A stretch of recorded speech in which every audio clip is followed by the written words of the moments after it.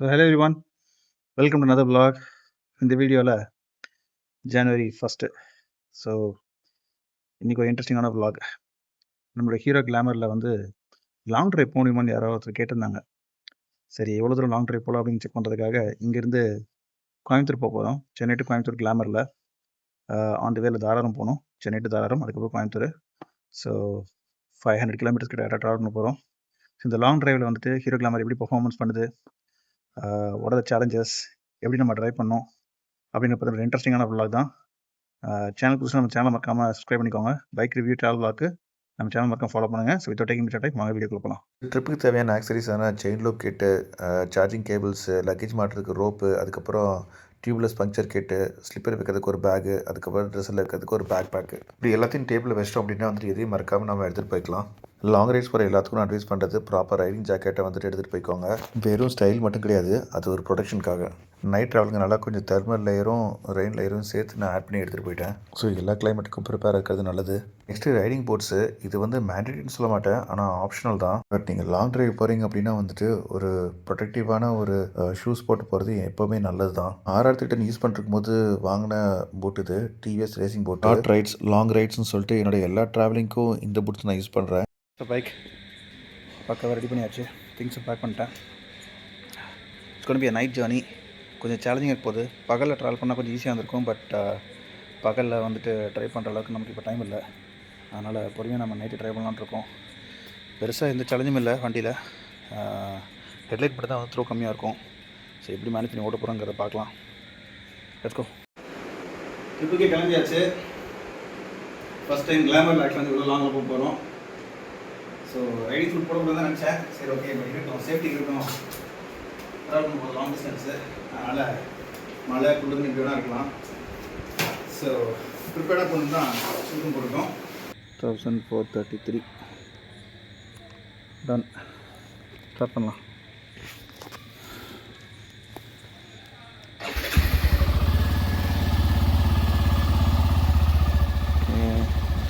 So night ரைடில் வந்து நான் ரொம்ப கவலைப்பட்ட விஷயம் என்னென்னா வந்து இந்த லைட் த்ரோ தான்.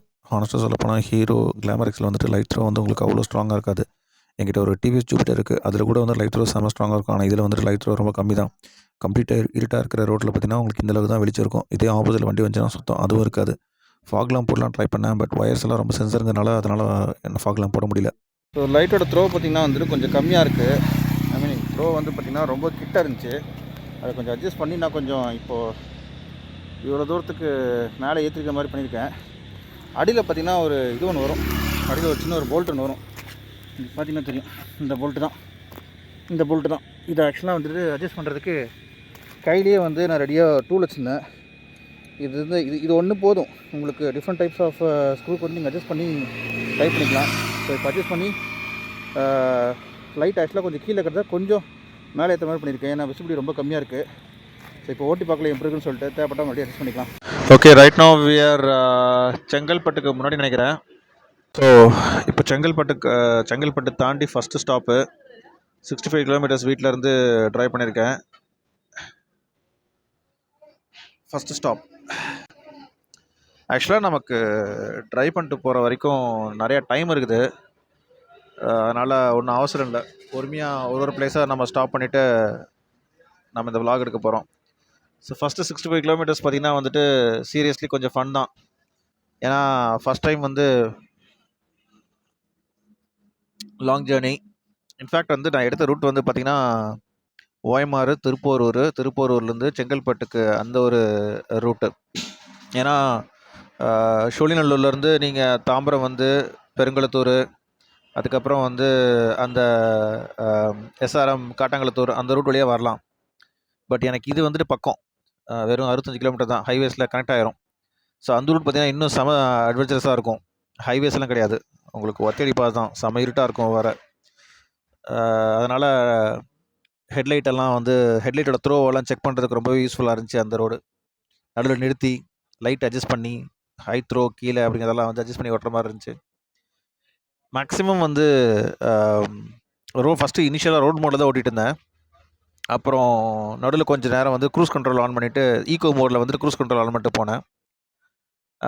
பட் ஹானஸ்ட்டாக சொல்ல போனால் வந்து நீங்கள் ஹைவேஸில் ஓட்டும் போது பவர் மோடில் போகிறது தான் பெட்டரு. ஏன்னா உங்களுக்கு எப்போ என்ன சொல்கிறது, பவர் மோடில் ஓட்டும் போது உங்களுக்கு டயர்டாக இருக்காது, நம்பர் ஒன். ஏன்னா த்ராட்டில் டைட்டாக இருக்காது, த்ராட்டில் ஃப்ரீயாக இருக்கும், அண்ட் பவர் டெலிவரியுமே நல்லாயிருக்கும். ஈக்கோ மோடில் வந்து பார்த்திங்கன்னா உங்களுக்கு ரொம்பவே ஸ்லோவாக இருக்கும், அது ஓட்டுறதுக்கு ஓட்டாமலே இருக்கலாம். ஈக்கோ மோடு எங்கே யூஸ்ஃபுல்லாக இருக்கும்னா, cruise control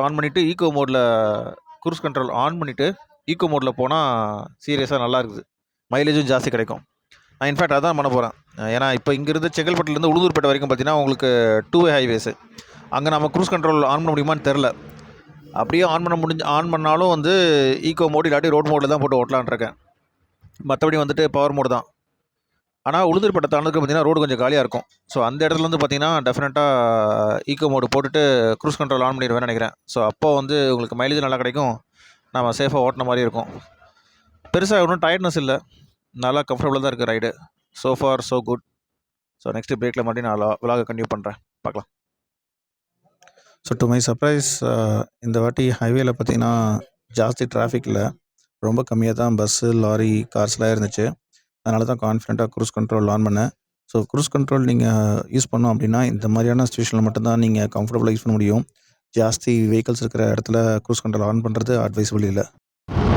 So I'm not driving the bike right now. My co-pilot is driving. So this is the beauty of glamour cruise control. Cruise control on பண்ணி விட்டா போதும், அவன் பாட்டுக்கு ஓட்டிகிட்டு இருக்கான், நான் பாட்டுக்கு ஜாலியாக உட்காந்துருக்கேன். ஸோ தயவுசெய்து இதெல்லாம் ட்ரை பண்ணாதீங்க, this is highly risky.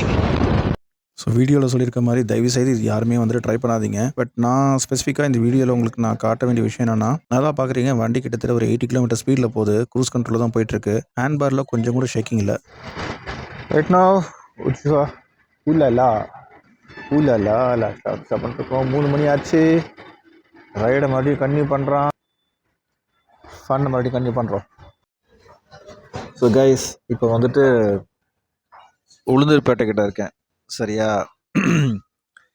Chengalpattu தாண்டி வந்துட்டு ஸ்டாப் பண்ணனா ஃபஸ்ட்டு ஸ்டாப்பு, அது வரைக்கும் ரோட்டில் ஓட்டினான்.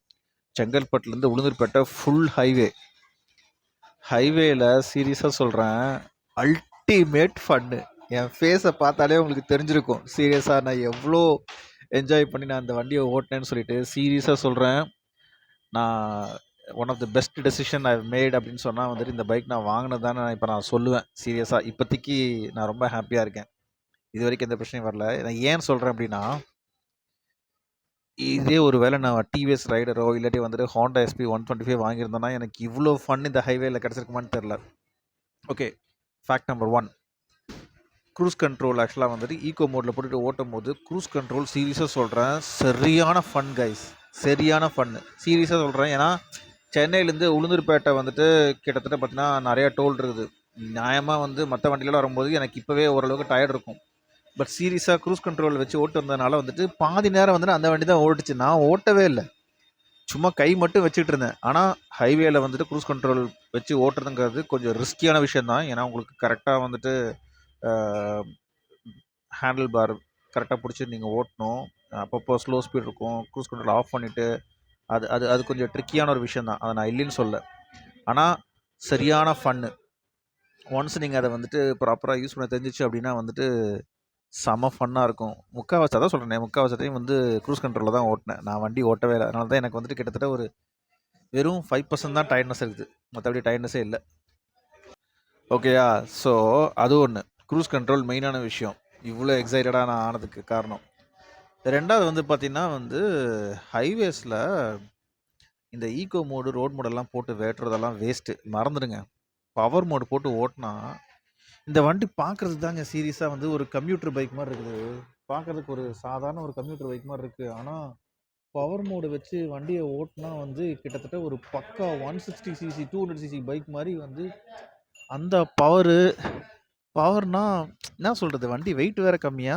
ஸோ பவர் மோடில் போட்டு ஓட்டும் போது த்ராட்டில் ரெஸ்பான்ஸ் எல்லாம் அவ்வளோ சூப்பராக இருக்குது. ஓவர்டேக்கெல்லாம் பண்ணோம் அப்படின்னா வந்து நீங்கள் ஜஸ்ட்டு த்ராட்டில் கொடுத்தா போதும், அசால்ட்டாக போகுது. தனிக்கும் 100க்கு மேலேயே போகும். நான் 100க்கு மேலே ஓட்டுறதுக்கு ஆக்சுவலாக வந்து நான் ரிஸ்க் எடுக்கல, தேங்க்ஸ் சேட்டா. ஸோ பவர் மோடில் வச்சு ஓட்டுனது வந்து சரியான ஃபன்னு. இதுக்கு நடுவில் ஆக்சுவலாக வந்துட்டு அப்போ 2-3 பைக்கர்ஸ் வேறு வந்து ட்ராவல் பண்ணிட்டு இருந்தாங்க, அவங்க கூட அப்படியே ஜோடி போட்டு ஓட்டிகிட்டு இருந்தேன். 100க்கு மேலே கூட வண்டி போகுது, ஆனால் நான் 100க்கு மேலே ஆக்சுவலாக வந்துட்டு விரட்டல. 90லேயே பார்த்தீங்கன்னா 95ல வந்துட்டு அவ்வளோ சூப்பராக போகுது. வண்டியில் ஒரு ஸ்ட்ரெஸ் இல்லை, வைப்ரேஷன் ஜாஸ்தி இல்லை, செம ஃபன்னாக ஓடுச்சு இந்த வண்டி. ஐ மீன் சீட் கம்ஃபோர்ட்டும் ஓகே, அது ஒன்றும் பிரச்சனை இல்லை. சஸ்பென்ஷனும் நல்லா இருந்துச்சு, அதுலேயும் எந்த குறையும் இல்லை.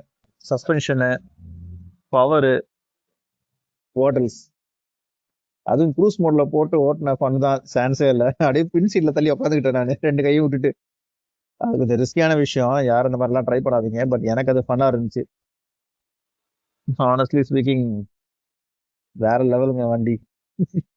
இன்னும் நிறைய இருக்கு. இப்போ நைட் டைம்ல ஆக்சுவலா வந்துட்டு நான் பயந்துட்டே இருந்தேன், இந்த வண்டியை வச்சு எப்படி நம்ம நைட்டு ஓட்டுறது, லைட் த்ரோவும் ஜாஸ்தி கிடையாது. பொதுவாக 100cc 125cc பைக்லாம் யாரும் அவ்வளோ லாங் போக மாட்டாங்க, ஏன்னா ஜாஸ்தி யாரும் போக மாட்டாங்க. எல்லாம் 150cc 200cc இப்போ எல்லாரும் போறாங்க. பட் பொதுவாக இட் இஸ் நாட் அட்வைசபிள், ரொம்ப டயர்டாகி விட்டுரும். அப்படியே பவர் இருக்காது, உருட்டிகிட்டே போகணும், போரிங்காக இருக்குங்கிற. ஆனால் it's a fun bike, very interesting பைக்குங்க. நான் எழுதி வேணா தரேன். அதான் சொல்லிட்டேனே, நான் எடுத்த டெசிஷனுக்கு ரெக்ரெட்டே ஆகலை. அந்த அளவுக்கு ஒர்த்தான ஒரு எக்ஸ்பீரியன்ஸ் தான் இந்த டிரைவ். செம்ம ஃபன்னாக இருந்துச்சு. சரி, உளுந்தூர்பேட்டையிலேருந்து நெக்ஸ்ட் பெரம்பலூர், பெரம்பலூர்லேருந்து துறையூர், அப்புறம் அந்த ரூட்டில் நான் போக போகிறோம். பொறுமையாக போகலான்ட்டு இருக்கேன் சீரியஸாக, ஏன்னா காலையில் போய் சேர்ந்தா போதும். அதனால் இதுக்கப்புறம் என்ன பண்ணுறது, ஸ்டேட்யூன். நெக்ஸ்ட்டு வண்டியோட ஹீட் இஷ்யூ பற்றி நம்ம சொல்லி ஆகணும். ஏன்னா இது ஒரு கம்யூட்டர் பைக்கு, லாங் டிரைவுக்கு போகிறது ஆக்சுவலாக வந்துட்டு சேஃப்னு கேட்டிங்கன்னா அது கண்டிப்பாக சேஃப் தான். ஓப்பன் இன்ஜின் இருக்கனால வந்துட்டு உங்களுக்கு ஹீட் இஷ்யூ பெருசாக எதுவும் கிடையாது. இன்ஃபேக்ட் நான் நைட்டு தான் வந்து ட்ராவல் பண்ணேன். இதே பகலில் ட்ராவல் பண்ணியிருந்தேன்னா இவ்வளோ சூடு வந்துருக்குமான்னு தெரில. பட் நைட்டு ட்ராவல் பண்ணும்போது பார்த்தீங்கன்னா உங்களுக்கு கம்ஃபர்ட்டாக தான் இருந்துச்சு, ஒரு இஷ்யூவும் நான் ஃபேஸ் பண்ணல. ஸோ துறையூர் நோக்கி போய்கொண்டு இருக்கிறோம். ஏர்லி மார்னிங்னால ரோடு காலியாக இருக்கு, ரோடு சூப்பராக இருக்குடா. நைட் டைமில் ட்ரை பண்ணால் இது ஒரு பெரிய அட்வான்டேஜுங்க. பெருசாக டிராஃபிக் இருக்காது, நம்ம தான் அந்த ரோட்டுக்கு ராஜா, அந்த மாதிரி ஜாலியாக போயிட்டுருக்கலாம். பட் நல்லா ப்ராப்பராக ரெஸ்ட் எடுத்து ஓட்டினா மட்டும் தான் நைட்டு தூங்காமல் உங்களால் ஓட்ட முடியும். அதுவும் இந்த பைக்கில் செம ஜாலியாக நான் ஓட்டிகிட்டு இருந்தேன், க்ரூஸ் கண்ட்ரோல் ஆன் பண்ணிவிட்டு. எல்லாமே பக்காவாக எடுத்து வச்சேன். ஆனால் என்ன நான் மிஸ் பண்ணிட்டேன் அப்படின்னா, என்னோடய ஆக்ஷன் கேமரா நான் எடுத்துகிட்டு வரல. ஒரு வேளை எடுத்துகிட்டு வந்திருந்தேன்னா இந்த மாதிரி வந்துட்டு கையில் ஃபோன் பிடிச்சிட்டு வீடியோ எடுக்கிற மாதிரி இருந்திருக்காது. The next day. Good morning everyone. கரூருக்கு முன்னாடி ஒரு டோல்கேட்டு, இது ஆக்சுவலாக முசிறி ரூட்டுன்னு நினைக்கிறேன். இது வரைக்கும் பார்த்திங்கன்னா கிட்டத்தட்ட 350 கிலோமீட்டர்ஸ் கிட்ட நம்ம ட்ராவல் பண்ணி வந்திருக்கோம் சென்னையிலேருந்து. டயர்ட்னஸ்ன்னு கேட்டிங்கன்னா ஓரளவு தான் டயர்டாக இருக்குது. தேங்க்ஸ் டு க்ரூஸ் கண்ட்ரோல், அது இருந்தனால தான் வந்துட்டு இவ்வளோ தூரம் வந்து நான் ஸ்டாப்பாக வண்டி ஓட்ட வர முடிஞ்சிச்சு. இல்லைன்னா நிறைய பிரேக்ஸ் எடுத்துருப்பேன், லேட்டாக இருந்திருக்கும், ஆன் டைமுக்கு ரீச் ஆகிருக்க முடியாது. சென்னையில் கிளம்பும்போது ஆக்சுவலாக வந்து டேங்க் நான் ஃபில் பண்ணேன். இப்போ கிட்டத்தட்ட 350 கிலோமீட்டர்ஸ் ஆயிடுச்சு. இது வரைக்கும் பார்த்தீங்கன்னா வந்துட்டு பாதி டேங்க் தான் காலியாக இருக்குது, இன்னும் மீதி டேங்க் இருக்குது. தாராளம் அதுக்குள்ளே போய் சேருமா, நடுவில் எங்கேயாவது பெட்ரோல் போடணுமா என்னங்கிறத வந்துட்டு நம்ம மைலேஜ் நம்ம செக் பண்ணி பார்க்கணும். ஸோ கிளாமரோட இன்ஸ்ட்ருமெண்ட் கிளஸ்டரில் பார்த்தீங்கன்னா வந்துட்டு ஒரு சில விஷயங்கள் வந்து உங்களுக்கு அக்யூரேட்டாக காட்டும், ஒரு சில விஷயங்கள்லாம் கொஞ்சம் அன்ரியலிஸ்டிக்காக காட்டும். ஃபார் எக்ஸாம்பிள் ரேஞ்செல்லாம் பார்த்தீங்கன்னா வந்துட்டு உங்களுக்கு ஜாஸ்தியாக காட்டும், அதெல்லாம் நீங்கள் எப்போவுமே நம்ப முடியாது. மற்றபடி உங்களுக்கு average fuel, real time mileage அதெல்லாம் வந்துட்டு உங்களுக்கு கிளியராக காட்டுது. ஸோ கிட்டத்தட்ட வந்துட்டு ஒரு 46 கிலோமீட்டர்ஸ் கிட்ட வந்து மைலேஜ் கொடுத்துருக்குற மாதிரி இது வரைக்கும் காட்டுது. வண்டியோட மைலேஜ் ஆக்சுவலாக வந்துட்டு ஆட்ஸ்லாம் வந்து 65ன்னு சொல்கிறாங்களே, என்ன இவன் வெறும் 46 தான் சொல்கிறான்னு சொல்லிட்டு ஷாக் ஆகாதீங்க. ஏன்னா நாம் இந்த ட்ரிப்பில் வந்துட்டு எக்கனாமி மோடு போட்டுட்டு ஒரு 60-65லேயே ஓட்டியிருந்தாலும் சத்தியமாக சொல்கிறேன் 55-60க்கு மேலே கன்ஃபார்மாக வந்திருக்கும் ஹைவேஸில். பட் இது ஒரு லாங் ஜேர்னி, நைட்டு ஃபுல்லாக ஓட்டுறோம், காலையில் போய் சேரணும். அதனால் ஆக்சுவலாக வந்துட்டு நான் க்ரூஸ் மோடில் கொஞ்சம், அப்புறம் பவர் மோடில் கொஞ்சம் மாறி மாறி ஓட்டினேன். ஆவரேஜாக ஸ்பீடு பார்த்தீங்கன்னா வந்துட்டு ஒரு 80-70லேயே நான் ஓட்டிகிட்டு இருக்கிறேன் நான். அதனால் இன்றைக்கி இவ்வளோ தான் மைலேஜ் கிடச்சிது. இன்னொரு ஃபென்டாஸ்டிக்கான விஷயம் நான் இந்த வண்டியில் நோட் பண்ணது என்னென்னா, நீங்கள் க்ரூஸ் கண்ட்ரோல் ஆன் பண்ணிவிட்டு நீங்கள் கையை எடுத்துட்டிங்க அப்படின்னா 2 ஹேண்டில் பாரும், அந்த ஹேண்டில் பார் பார்த்திங்கன்னா வந்துட்டு உங்களுக்கு அவ்வளோ ஸ்டடியாக இருக்குது. ஸ்டடியாக இருக்குன்னா எப்படி, உங்களுக்கு எந்த மேக்ஸிமம் வந்து காற்றா இருந்தாலும் சரி, இல்லை ஏதாவது வண்டி கிராஸ் ஆனாலும் சரி, மற்ற ஹேண்டில் பாரெல்லாம் அப்படியே கொஞ்சம் லைட்டாக வந்து உலட்டும். ஆனால் இதில் அந்த மாதிரி எந்த இஷ்யூமே நான் ஃபேஸ் பண்ணல. அது பாட்டுக்கு ஸ்டடியாக போயிட்டு இருந்துச்சு.